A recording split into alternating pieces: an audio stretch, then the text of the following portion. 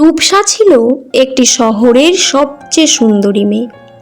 তার নিখুঁত চেহারা, ডাগর ডাগর চোখ আর দীপ্তিময় হাসির জন্য সবাই তাকে এক নজরেই পছন্দ করত। কিন্তু রূপের সাথে সাথে রূপসার মনে বাসা বেঁধেছিল এক তীব্র অহংকার। সে ভাবত তার রূপের কারণে সে সবার চেয়ে শ্রেষ্ঠ এবং সাধারণ মানুষ, তার স্তুতি করার জন্যই জন্মেছে। একদিন তীব্র গরমে রূপসা কলেজ থেকে বাড়ি ফিরছিল। সে একটি রিক্সা ভাড়া করে। রাস্তা ছিল ভাঙা এবং প্রচণ্ড রোদের কারণে বৃদ্ধ রিক্সা চালকটি খুব আস্তে আস্তে রিক্সা চালাচ্ছিল। রূপসা রেগে গিয়ে চিৎকার করে ওঠে, এত আস্তে চালাচ্ছেন কেন? আপনার মতো গরিব লোকেদের আলসেমির জন্যই আমাদের সময় নষ্ট হয়। চেহারা দেখছেন নিজের? বৃদ্ধ রিক্সা চালকটি কোনো কথা না বলে শুধু একটা দীর্ঘশ্বাস ফেললেন। তার চোখের কোণে জল চিকচিক করে উঠল, কিন্তু রূপসা তো পাত্তাই দিল না। কয়েক বছর পর রূপসা একটি বড় কোম্পানিতে ভালো চাকরি পায়। তার রূপের জন্য অফিসেও সে বেশ জনপ্রিয় ছিল, কিন্তু সেখানেও তার অহংকার কমেনি। তার টিমের একজন সাধারণ দেখতে কিন্তু অত্যন্ত মেধাবী হয়ে অনন্য একটি প্রজেক্টে খুব ভালো কাজ করে। সবাই যখন অনন্যার প্রশংসা করছিল, তখন রূপসা সবার সামনে বলে ওঠে, কাজ তো যে কেউ কঠোর পরিশ্রম করে করতে পারে, কিন্তু সবার তো আর ঈশ্বর প্রদত্ত ব্যক্তিত্ব বা সুন্দর চেহারা থাকে না। এই কথা বলে সে অনন্যাকে ছোট করার চেষ্টা করে। অনন্যা শান্ত গলায় শুধু বলল, চেহারার সৌন্দর্য তো কয়েক বছরের রূপসা, কিন্তু মনের আর গুণের সৌন্দর্য সারা জীবনে। সময়ের সাথে সাথে রূপসার বয়স বাড়তে থাকে। এক মারাত্মক গাড়ি দুর্ঘটনার রূপসার মুখে গভীর ক্ষত তৈরি হয়। অনেক চিকিৎসার পরও তার আগের সেই নিখুঁত রূপ আর ফিরে আসেনি। চেহারার সৌন্দর্য হারিয়ে যাওয়ার পর রূপসা লক্ষ্য করল, যারা আগে শুধু তার রূপের প্রশংসা করত, তারা আস্তে আস্তে তার থেকে দূরে সরে যাচ্ছে। তার অহংকারী স্বভাবের কারণে তার কোনো প্রকৃত বন্ধুও ছিল না, যেই কঠিন সময়ে তার পাশে দাঁড়াবে। একদিন একাকিত্বে ভুগতে ভুগতে রূপসা পার্কের একটি বেঞ্চে বসে কাঁদছিল। তখন দূর থেকে একজন তাকে রুমাল এগিয়ে দেয়। রূপসা তাকিয়ে দেখে এটি সেই অনন্যা, যাকে সে অফিসে অপমান করেছিল। অনন্যা কোনো ক্ষোভ না রেখে রূপসাকে সান্ত্বনা দিল এবং তাকে চা খাওয়ালো। রূপসা সেদিন বুঝতে পারল যে মানুষের আসল সৌন্দর্য তার চামড়ায় থাকে না, থাকে তার ব্যবহারে, তার মনে এবং তার গুণে। যে রূপের অহংকার সে এতদিন করেছিল, তা ছিল ক্ষণস্থায়ী, এক মায়া মাত্র। পকেটে টাকা থাকলে দুনিয়া আপনাকে চিনবে, আর পকেট খালি থাকলে আপনি দুনিয়াকে চিনবেন। যদি তুমি কাউকে ধরে দাও, তবে হয়তো তুমি টাকা এবং বন্ধু উভয়কেই হারাবে। টাকা হলো সারের মতো, যদি তা চারিদিকে ছড়িয়ে দেওয়া না হয় তবে কোনো কাজে আসে না। টাকা দিয়ে তুমি সব কিছু কেনা সম্ভব নয়, তবে টাকা ছাড়া অনেক কিছুই করা সম্ভব। আমি ঈশ্বরকে বলতাম যেন আমার গায়ের রং ফর্সা করে দেন, কিন্তু আজ আমি বুঝতে পেরেছি আমার কালো ত্বকই আমার সবচেয়ে বড় সৌন্দর্য এবং শক্তি। কখনোই অন্য কারো কথার ভিত্তিতে নিজের মূল নির্ধারণ করো না। তোমার গায়ের রং নয়, তোমার কাজই তোমার পরিচয়। সমাজ তোমাকে কি বলল তাতে কিচ্ছু এসে যায় না। আয়নার সামনে দাঁড়াও এবং নিজেকে বলো, আমি কৃষ্ণাঙ্গ, আমি অনন্য এবং আমি সুন্দর। তোমার জীবনের গল্পটা তুমি নিজেই লিখবে। গায়ের রং বা সমাজ তোমার ভাগ্যের সীমানা নির্ধারণ করতে পারে না। আমাকে আমার গায়ের রং এবং শারীরিক গঠনের জন্য অনেক কথা শুনতে হয়েছে, কিন্তু আমি কোর্টে জবাব দিয়েছি আমার পারফরমেন্স দিয়ে।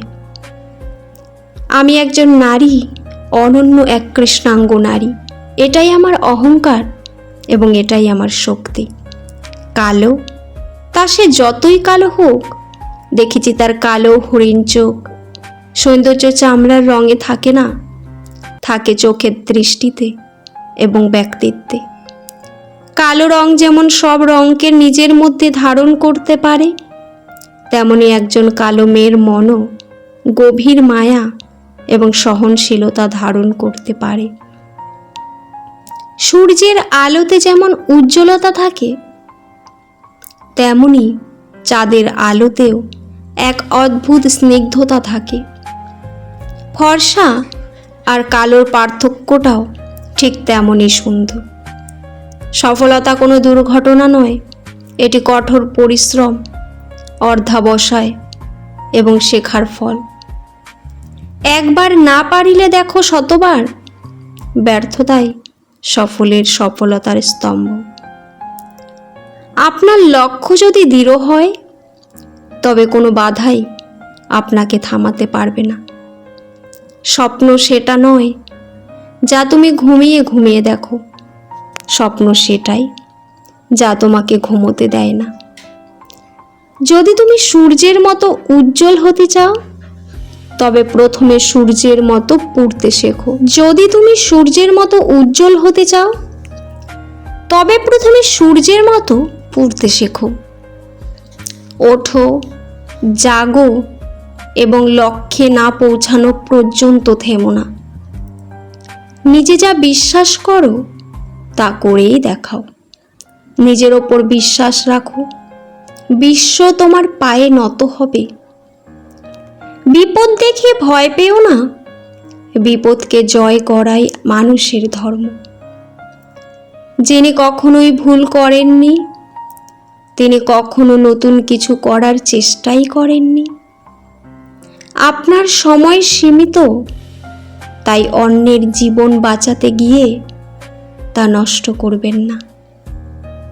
অতীত নিয়ে আফসোস করবেন না এবং ভবিষ্যৎ নিয়ে দুশ্চিন্তা করবেন না। বর্তমানকে কাজে লাগান। আপনি যা ভাবেন, আপনি ঠিক তেমনটাই হয়ে উঠবেন। সব সময় ভালো চিন্তা করুন। মানুষের পাশে দাঁড়ানো এবং কাউকে হাসি মুখ উপহার দেওয়ার চেয়ে বড় আনন্দ আর কিচ্ছুতে নেই। কিছু কিছু মানুষ সত্যিই খুব ভাগ্যবান। তারা মন থেকে যাকে চায় তাকেই নিজের পাশে পায়। মধ্যবিত্ত পরিবারের মানুষগুলোই পৃথিবীর আসল রূপ দেখতে পায়। আমি কাউকেই কিছু শেখাতে পারবো না, আমি শুধু তাদের চিন্তা করতে বাধ্য করতে পারি। একটি ভালো বই 100 ভালো বন্ধুর সমান, কিন্তু একজন ভালো বন্ধু একটি লাইব্রেরির সমান। প্রথম জয়ের পর বিশ্রাম নিও না, কারণ দ্বিতীয়বার ব্যর্থ হলে সবাই বলবে প্রথমটি ভাগ্যের জোরে হয়েছিল। জীবন হলো সাইকেল চালানোর মতো, ভারসাম্য বজায় রাখতে হলে আপনাকে অবশ্যই চলতে থাকতে হবে। যদি তুমি দরিদ্র হয়ে জন্ম নাও, তবে তা তোমার ভুল নয়, কিন্তু যদি তুমি দরিদ্র হয়ে মারা যাও, তবে তা তোমার ভুল। যতক্ষণ না তুমি নিজের ওপর বিশ্বাস রাখছো, ততক্ষণ তুমি ঈশ্বরের ওপর বিশ্বাস রাখতে পারবে না। মহৎ কাজগুলো কখনোই জোর করে হয় না, তা সম্পূর্ণ হয় ধৈর্যের মাধ্যমে। শিক্ষা হলো সবচেয়ে শক্তিশালী, যা তুমি পৃথিবী পরিবর্তন করতে ব্যবহার করতে পারো। সব কাজই সম্পন্ন হওয়ার আগে অসম্ভব মনে হয়। যিনি প্রশ্ন করেন তিনি 5 মিনিটের জন্য বোকা থাকেন, আর যিনি প্রশ্ন করেন না তিনি সারা জীবনের জন্য বোকা হয়ে থাকেন। শেখার পর যদি তা নিয়ে চিন্তা না করা হয়, তবে তা ব্যর্থ। আর চিন্তা করার পর যদি কিছু না শেখা হয়, তবে তা বিপজ্জনক। জ্ঞানী ব্যক্তি কথা বলে কারণ তার কিছু বলার থাকে, আর বোকা কথা বলে কারণ তাকে কিছু বলতেই হয়। অন্ধকারে আলোকবর্তিকা খোঁজার সময়ই আমাদের সবচেয়ে বেশি মনোযোগ দেওয়া উচিত। এমনভাবে বাঁচো যেন তুমি আগামীকালই মারা যাবে। এমনভাবে শেখো যেন তুমি চিরকাল বেঁচে থাকবে। তুচ্ছ কাজের মধ্যেও তোমার মন, বুদ্ধি এবং আত্মাকে ঢেলে দাও, এটাই সফলতার রহস্য। বিজয়ী তারা নয় যারা কখনোই ব্যর্থ হয়নি, বিজয়ী তারা যারা কখনোই হাল ছাড়েনি। তোমার লক্ষ্য অর্জনের জন্য তোমাকে তোমার লক্ষ্যের প্রতি একনিষ্ঠ ভক্ত হতে হবে। নিষ্ঠুরদের হাত থেকে স্বাধীনতা ছিনিয়ে নিতে নিষ্ঠুর হওয়া ছাড়া কোনো পথ নেই। সবচেয়ে শক্তিশালী দুটি যোদ্ধা হলো ধৈর্য এবং সময়। সবাই পৃথিবীকে পরিবর্তন করতে চায়, কিন্তু কেউ নিজেকে পরিবর্তন করার কথা ভাবে না। অন্যের মতামতের কোলাহলে আপনার ভেতরের কণ্ঠস্বরকে ডুবে যেতে দেবেন না। কাজেই আপনার জীবনের একটা বড় অংশ জুড়ে থাকবে। তাই সত্যিকারের তৃপ্তি পেতে হলে যা ভালো লাগে তাই করুন। আমরা সবাই হয়তো মহৎ কাজ করতে পারবো না, কিন্তু আমরা অনেক ভালোবাসা দিয়ে ছোট ছোট কাজ করতে পারি। যদি তুমি মানুষকে বিচার করতে যাও, তবে তাদের ভালোবাসার সময় পাবে না। মানুষের দোষ খোঁজা সহজ, কিন্তু তার গুণের প্রশংসা করা কঠিন। মনে রাখবেন, আজকের দিনটি সেই আগামীকাল জানিয়ে আপনি গতকাল চিন্তিত ছিলেন। শিক্ষা হলো সবচেয়ে শক্তিশালী অস্ত্র যা তুমি পৃথিবীর পরিবর্তন করতে ব্যবহার করতে পারো। জ্ঞান তোমাকে শক্তিশালী করবে, কিন্তু চরিত্র তোমাকে সম্মান এনে দেবে। যদি একটি দেশ দুর্নীতিমুক্ত এবং সুন্দর মানুষের জাতি হয়, তবে আমি দৃঢ়ভাবে বিশ্বাস করি 3 জন সামাজিক সদস্য পরিবর্তন আনতে পারেন। তারা হলেন বাবা, মা এবং শিক্ষক। শিক্ষা ছাড়া জ্ঞান হলো অন্ধ, আর জ্ঞান ছাড়া শিক্ষা হলো পঙ্গু। শিক্ষা হলো তাই যা স্কুল বা কলেজে শেখা সব কিছু ভুলে যাওয়ার পরও মনে থাকে। আমার বিশেষ কোনো প্রতিভা নেই, আমি কেবল তীব্র কৌতূহলী। জ্ঞানের পেছনে বিনিয়োগ যোগ সবচেয়ে ভালো সুদ বা লাভাংশ দেয়। আমাকে বলো, আমি ভুলে যাব। আমাকে শেখাও, আমি মনে রাখব। আমাকে জড়িত করো, আমি শিখব। শিক্ষার শিকড় তেতো হলেও এর ফল অত্যন্ত মিষ্টি। এমনভাবে বাঁচো যেন তুমি আগামীকালই মারা যাবে। এমনভাবে শেখো যেন তুমি চিরকাল বেঁচে থাকবে। সাফল্য একটি খারাপ শিক্ষক। এটি স্মার্ট মানুষদের বিশ্বাস করায় যে তারা কখনোই হারবে না। বই পড়ার অভ্যাস মানুষের মনের ভেতরের জানালাগুলোকে একে একে খুলে দেয়। তুমি সবসময় এমন মানুষের সাথে থাকার চেষ্টা করবে যে তোমাকে সম্মান দেয়, কারণ সম্মান ভালোবাসার থেকেও অনেক বেশি মূল্যবান। সমস্ত সম্পর্কই স্বার্থের শৃঙ্খলে বাঁধা। সেখানে এতটুকু টান পড়লেই ককরোট শব্দ বেজে উঠবে। ভালোবাসা কখনো ফেলে দেওয়ার জিনিস নয়। যাকে একবার ভালোবেসে ফেলেছি তাকে ভালোবেসেই যেতে হয়। আমাদের সবচেয়ে বড় গৌরব কখনো পড়ে না যাওয়ার মধ্যে নয়, বরং প্রতিবার পড়ে গিয়ে আবার উঠে দাঁড়ানোর মধ্যে। সমস্যাকে কখনোই তোমার উপর জয়ী হতে দিও না, বরং তুমি সমস্যার উপর জয়ী হও। একটা ধারণা নাও, সেই ধারণাটিকে তোমার জীবন বানিয়ে ফেলো। এটি নিয়ে চিন্তা করো, এটি নিয়ে স্বপ্ন দেখো, এবং এটি নিয়েই বাঁচো। ঝড়ের মধ্যে একদল মানুষ আশ্রয় খোঁজে, আর অন্য দল সেই ঝড়ের ডানা মেলে ওড়ার সাহস দেখায়।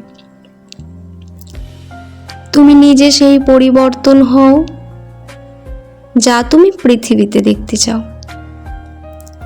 তুমি কত ধীরে চলছো তা বড় বিষয় নয়, বড় বিষয় হলো তুমি থামছো না। যদি আপনি সত্যিই কোনো কিছু করতে চান, তবে কোনো তাগিদ ছাড়াই আপনার কাজ আপনাকে টেনে নিয়ে যাবে। আজকের দিনটিই সেই ভবিষ্যৎ যা নিয়ে আপনি গতকাল চিন্তিত ছিলেন।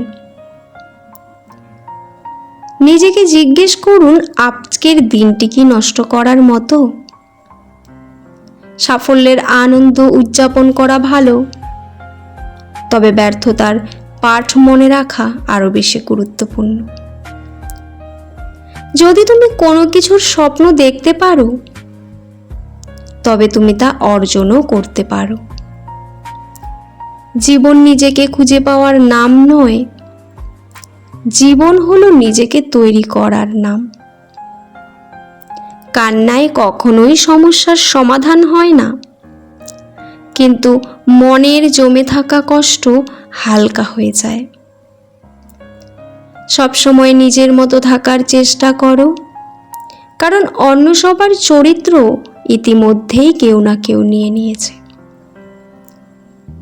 যদি তুমি তোমার কাজের সালাম করো, তবে তোমাকে আর কাউকে সালাম করতে হবে না। কিন্তু তুমি যদি তোমার আজকে অসম্মান করো, তবে তোমাকে সবাইকে সালাম করতে হবে।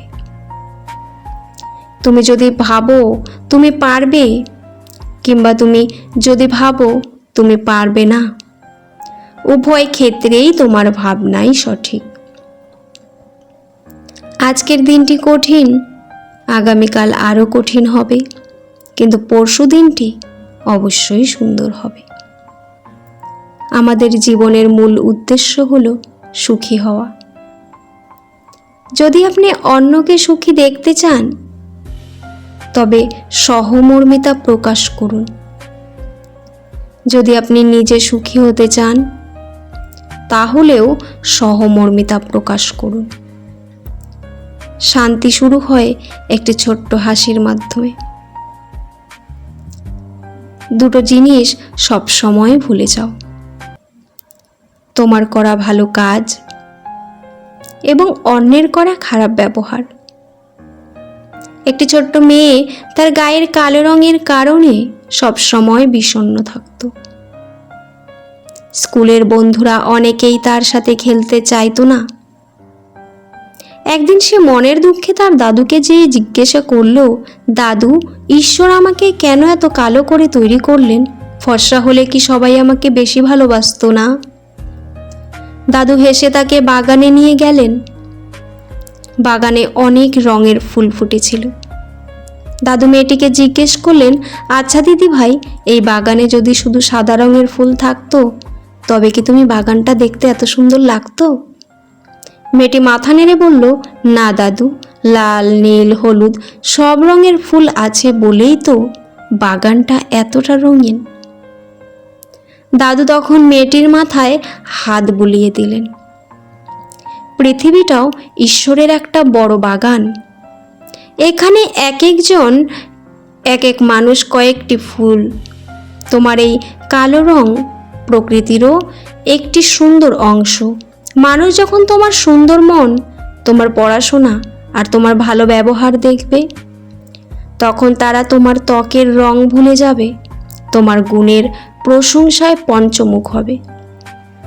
সেদিন থেকে মেয়েটি তার গায়ের রং নিয়ে হীনমন্যতা ঝেড়ে ফেলে নিজের পড়াশোনা ও গুণের দিকে মন দেয়। পরবর্তীতে সে একজন অত্যন্ত সফল ও সম্মানিত মানুষ হিসেবে সমাজে প্রতিষ্ঠিত হয়। পুরো ভিডিওটি দেখার জন্য আপনাদের অসংখ্য অসংখ্য ধন্যবাদ। ভিডিওর শেষে জয় শ্রীকৃষ্ণ লিখতে ভুলবেন না। ভালো থাকবেন। ধন্যবাদ।